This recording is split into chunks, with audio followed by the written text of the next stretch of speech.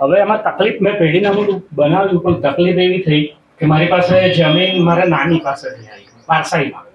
હવે નાની ગુજરી ગયા ઇન્ડિયાની બહાર, બરાબર. નાની એમનું મૂળ મકાન તમે નજીક રાખો, માથી ફેરફાર કરવો. નાનીનું મૂળ મકાન વડોદરામાં, બરાબર. પારસાઈ હું કરવા આપણે મકાનની વાત કરતા નથી. મને જમીન હા બસ હા. એ રહેતા હતા મૂળ વડોદરામાં, હું રહું અમદાવાદમાં.